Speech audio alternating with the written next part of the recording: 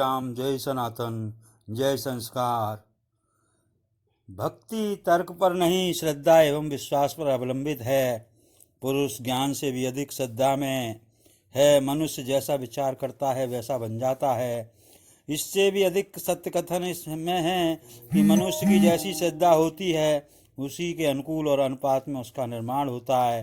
प्रेरक भाव हैं, विचार नहीं। भक्ति का सीधा अर्थ है समर्पण। आध्यात्मिक उन्नति के लिए पूजा पाठ, मंत्रोच्चार, प्राणायाम, योग और भक्ति आदि साधनाएं की जाती हैं। इनमें से भक्ति ऐसी है जो हमारे भावों से जुड़ी है। अगर आप भक्त बनना चाहते हैं तो 1 घंटे में कम से कम एक बार अपनी पूरी सजगता के साथ किसी चीज या किसी व्यक्ति के सामने झुक जाएं। यह कोई भी हो सकता है, इसे चुनिए मत। बस जो हो भी उस वक्त आपके भीतर हो उसके सामने ही झुक जाएं।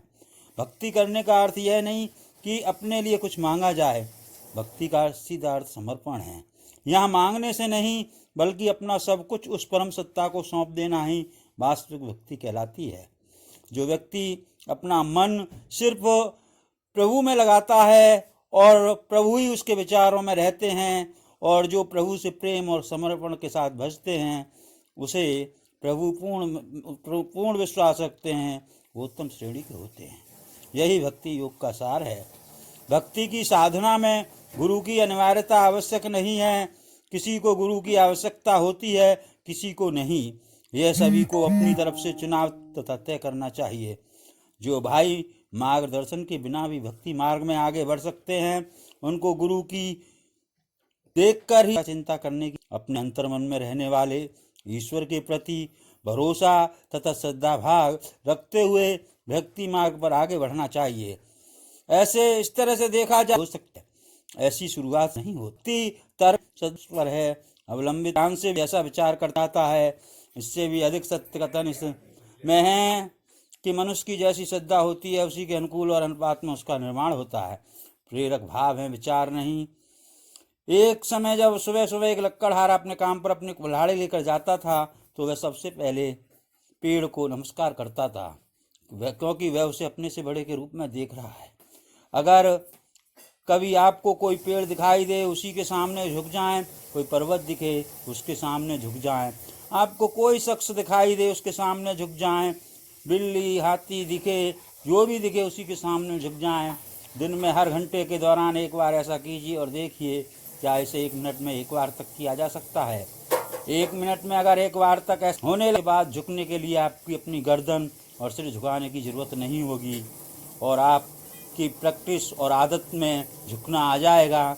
आप ऐसा बस अपने भीतर से ही करते रहेंगे। एक बार आपकी आदत में शुमार हो जाएगा तो आप भक्त हो जाएंगे। भक्ति में श्रद्धा विश्वास समर्पण जरूरी है। जय जय श्री राम, जय सनातन, जय संस्कृति। भगवान का भजन, अर्चना, उपासना, ध्यान आदि करना है। भक्त भगवान का रूप में तथा भक्त श्री राम के प्रति पूर्ण के प्रति है। श्री राम जय राम। परमात्मा के अतिरिक्त किसी दूसरे का भाव मन में ना लाना ही अनन्य भाव कहलाता है। गीता में कहा गया है कि अनन्य भाव से ही परमात्मा की प्राप्ति होती है और भक्त के बस में भगवान रहते हैं, ऐसा माना गया है। और इसका जीता जागता उदाहरण आज दिन मंगलवार है। प्रभु राम का जो भक्त हैं सबसे बड़े वो श्री हनुमान जी ही हैं। तो आपको आज का दिन शुभ हो। इन्हीं शब्दों के साथ जय श्री राम, जय सनातन, जय जय। आपसे अनुरोध है कि धर्म के मर्म को समझिए और भक्ति एक तरह से धर्म की बेसिक एजुकेशन है, प्राइमरी एजुकेशन है। जब हम भक्ति मार्ग से आगे निकल जाते हैं तो हम परमात्मा रूपी उस प्रभु से, परम सत्ता से मिलने की चेष्टा में हमारी लगन, हमारा मोह बढ़ जाता है और हम सांसारिक जीवन का परित्याग करते हुए, पर या ये कहिए कि सांसारिक जीवन को जीते हुए भी हम प्रभु के चरणों में अपना सर्वस्व न्यौछावर कर देते हैं। इन्हीं शब्दों के साथ आपसे पुनः एक निवेदन है कि आप धर्म के लिए, संगठन के लिए कार्य करें, जुड़ें। जय श्री राम, जय सनातन।